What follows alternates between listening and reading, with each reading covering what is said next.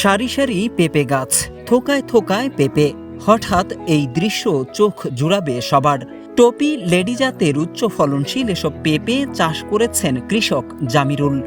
মাত্র 50,000 টাকা খরচে 35% জমিতে লাগানো হয়েছিল পেঁপের চারা। বাগান ঘুরে দেখা যায় গাছের গোড়া থেকে ডগা পর্যন্ত ধরেছে পেঁপে। এক একটি পেঁপে মানে 10-20 টাকার নোট। কথাগুলো বলছিলেন কৃষক জামিরুল ইসলাম। আমি পেঁপে চাষ করি, খুব খুশি এবং আমার পেঁপের গাছ দেখে আমি নিজে খুব ধন্য মনে করি। আমার প্রত্যেকটা গাছে পেঁপে আছে এবং আমার অল্প বয়সের গাছে যে পরিমাণ পেঁপে, তাতে আমার বাগানের ভিতরে আসলে আমার নিজে খুব ভালো লাগে। আমার গাছ না, এটা আমার টাকা। এখানে যা আছে গাছে সম্পূর্ণ টাকা। আমি মনে করি আমার প্রত্যেকটা গাছে আমার টাকা ঝলছে। এই বাগান থেকেই 2 থেকে 2.5 লাখ টাকার পেঁপে বিক্রির আশা করছেন জামিরুল। তবে আগে করতেন তামাক চাষ। খাটুনি বেশি হওয়ায় তা বাদ দিয়েছেন এই কৃষক। পেঁপে চাষে তিনি প্রশিক্ষণ নিয়েছেন কৃষি কর্মকর্তাদের কাছ থেকে।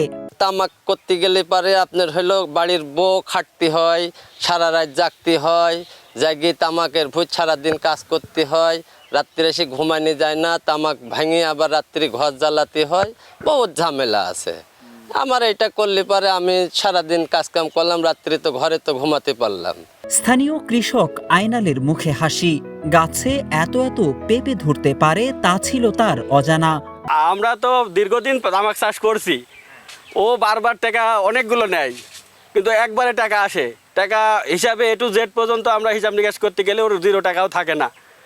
কিন্তু পেঁপের তো আমার দেখেন টাকা ঝলছে। যেখানে তামাক চাষ হতো সেসব জায়গায় এখন হচ্ছে কৃষি পণ্য।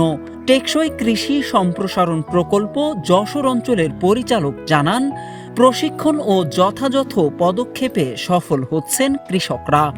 যশোর অঞ্চলের কুষ্টিয়া এবং মেহেরপুরে যেখানে তামাকের চাষ হতো আগে, সেই সব জায়গাতে আমরা আধুনিক কৃষি প্রযুক্তির মাধ্যমে উচ্চমূল্যের ফসল পেঁপে সহ অন্যান্য সবজি আমরা চাষের আওতায় আনতে পেরেছি, সবজি চাষাবাদের আওতায়।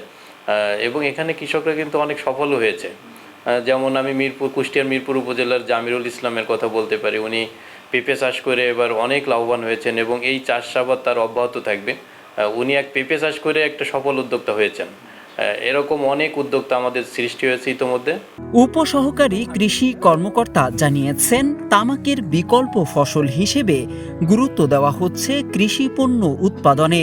তারই অংশ হিসেবে বীজ ও সার সহ নানা সহযোগিতা অব্যাহত রেখেছেন তারা। বাইট। আজকের যে পেঁপে বাগান দেখছেন, এটা আসলে যশোর অঞ্চলের টেকসই কৃষি সম্প্রসারণ প্রকল্পের আওতায় উপজেলা কৃষি অফিস মিরপুরের মাধ্যমে এখানে বাস্তবায়ন করা হয়েছে। তামাকের অধ্যুষিত একটা এলাকা বলা যায়, এখানে শুধু তামাক আর তামাক। তো সেই ক্ষেত্রে তামাকের বিকল্প ফসল হিসেবে এটা করা হয়েছে। আমরা প্রথমত যশোর অঞ্চলের টেকসই কৃষি সম্প্রসারণ প্রকল্পের আওতায় কৃষককে 3 দিনের ট্রেনিং দিই এবং ট্রেনিংয়ের মাধ্যমে কৃষককে এই আবাদটা কীভাবে করবে নিরাপদ উপায়ে ট্রেনিংয়ের মাধ্যমে শেখানো হয়। তারই ফলশ্রুতিতে কৃষক পরবর্তীতে এই জমি সিলেকশন করার পরে ওনাদের অফিস থেকে বীজ এবং জৈব সার ও রাসায়নিক সার সরবরাহ করায় কৃষকদের দেওয়া হয়।